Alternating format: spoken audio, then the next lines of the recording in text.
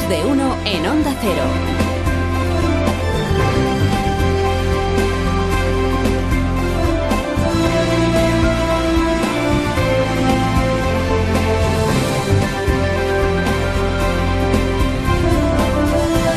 ¿Qué tal? ¿Cómo están? Bienvenidos a esta nueva mañana de radio. Estamos en el 18 del 6 del 18.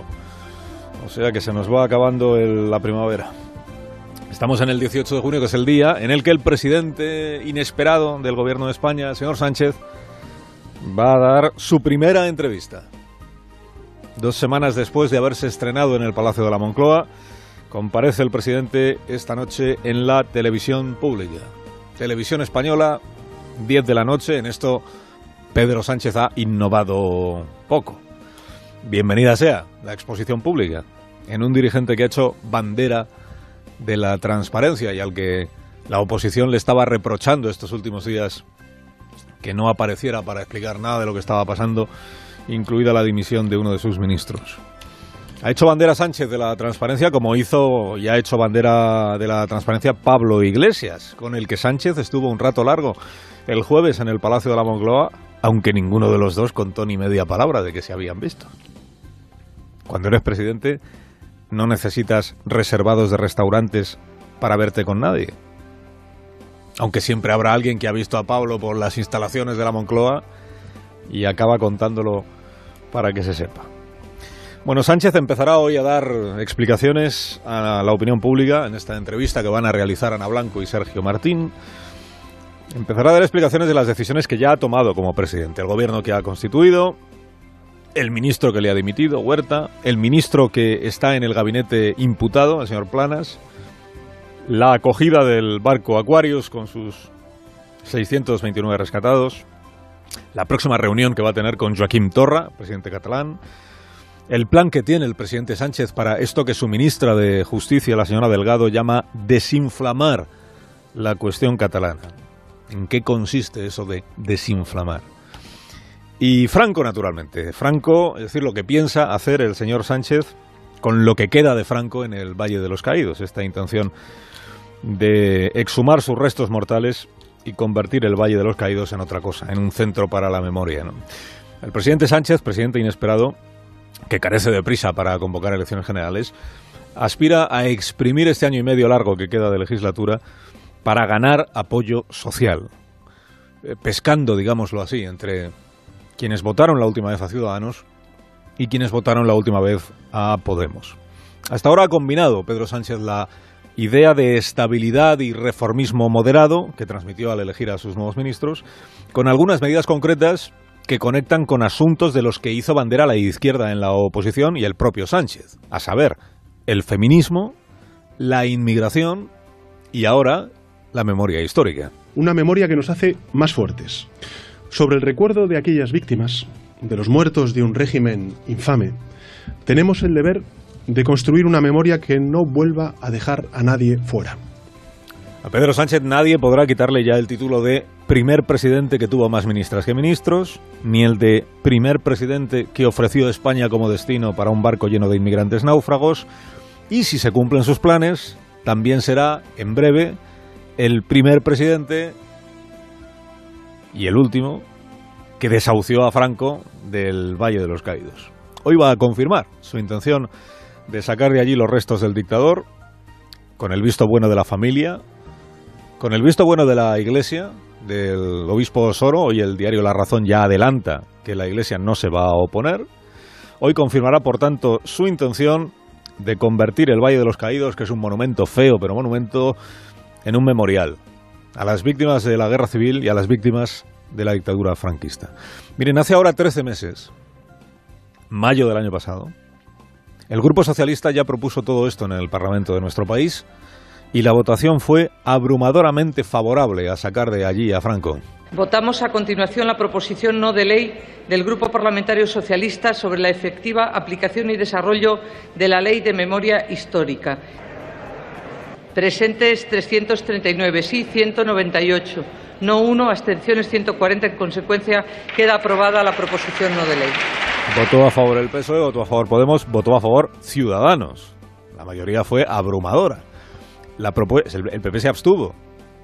Y la propuesta que salió adelante, si se quedó luego en nada, fue porque el gobierno siempre tiene la opción, la posibilidad de vetar las iniciativas parlamentarias si ponen en peligro la estabilidad presupuestaria. Eso es lo que hizo el gobierno del Partido Popular. Bueno, las cosas han cambiado, claro. Ahora está en el gobierno quien lanzó aquella iniciativa. Y como no ha cambiado la posición de los demás grupos, el Parlamento está por hacer esto que Sánchez va a tomar la iniciativa de hacer. No mentirá, por tanto, el presidente si dice que allí donde está representada la soberanía nacional, la voluntad de reconvertir el Valle de los Caídos en un centro nacional para la memoria, sin Franco, quedó clara como muy mayoritaria esa voluntad. Aunque la intención del presidente, y hoy vamos a ir conociendo detalles, es ir un poco más allá de esto de sacar a Franco del Valle de los Caídos, porque en la agenda están otras iniciativas que aparecían ya en aquella proposición de ley. Por ejemplo, elaborar un censo nacional de desaparecidos. Obligar a todas las administraciones a encontrar los restos y a entregarlos a sus familias. Fíjense que esto ya aparecía en una declaración que aprobó por unanimidad la Comisión Constitucional del Congreso en el año 2002.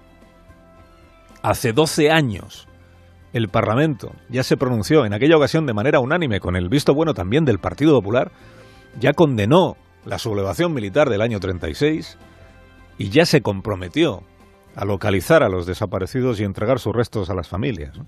Y a honrar a las víctimas de la guerra civil. Va a anunciar el presidente la intención de declarar nulas todas las sentencias de los tribunales franquistas que condenaron por motivos ideológicos o políticos. La sanción a los municipios que incumplan sus obligaciones de retirada de símbolos franquistas. La creación de una comisión de la verdad, a la manera de las que han existido en otros países, que establezca las violaciones de derechos ocurridas desde el comienzo de la guerra en el año 36 hasta la aprobación de la Constitución española en 1978. Hace 12 años, en aquel debate en el Parlamento que acabó con la votación unánime, dijo Alfonso Guerra, muy al contrario de lo que algunos piensan, eso de que exhumar cadáveres de las fosas comunes de fusilados puede reabrir heridas del pasado, yo creo, dijo Guerra, que lo que puede hacer precisamente es cicatrizar las heridas que todavía quedan de ese pasado. Cuando os pregunten si lo que pretendemos es reabrir heridas, decidles que las únicas heridas abiertas son las de las fosas cerradas. Tan cerradas como los ojos de quienes creen que ignorando un pasado incómodo se puede construir un futuro confortable.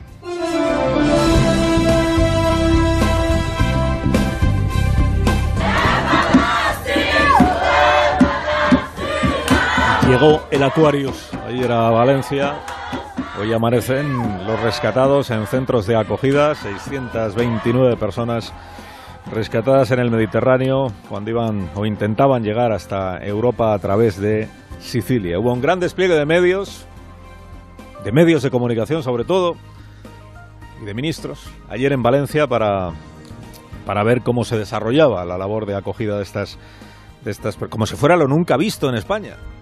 ¿Cómo se acoge a los inmigrantes rescatados en alta mar? Hombre, si en algo tenemos experiencia, Italia y nosotros, es en esto, en recibir a rescatados. Lo hace Salvamento Marítimo todos los días, lo hace en el sur de la península, en las costas de Andalucía, lo hace en Canarias, como todos sobradamente saben. La singularidad del Aquarius estuvo en la negativa del gobierno italiano a permitirle entrar en sus aguas. O sea, lo nunca visto fue que un barco de rescate de una ONG, cargado de náufragos, tuviera que navegar 4 días para llegar a un puerto seguro que le había ofrecido España. El viaje fue lo excepcional. Una vez que estuvieron aquí, cuando 600 personas empezaron a desembarcar del buque que les había rescatado, todos pudimos ver que los inmigrantes del Aquarius son como los inmigrantes de Motril y los del Estrecho y los de Canarias. Son gentes que vienen de lugares más pobres, más desiguales, más injustos y más violentos que nuestro país y que el conjunto de la Unión Europea. A los 629 del Aquarius los ha recibido Cruz Roja, como recibe Cruz Roja a los rescatados por Salvamento Marítimo en el Alborán. Les han examinado los médicos, como se examina a los náufragos de las pateras, y les han llevado a los centros de acogida o a los hospitales.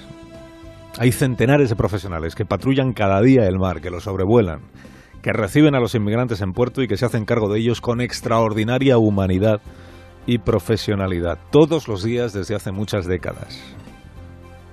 Tienen razón los voluntarios de Cruz Roja en Almería o en Tarifa cuando dicen que había 600 periodistas ayer en Valencia o más y que no suele haber ninguno en los puertos del sur de España.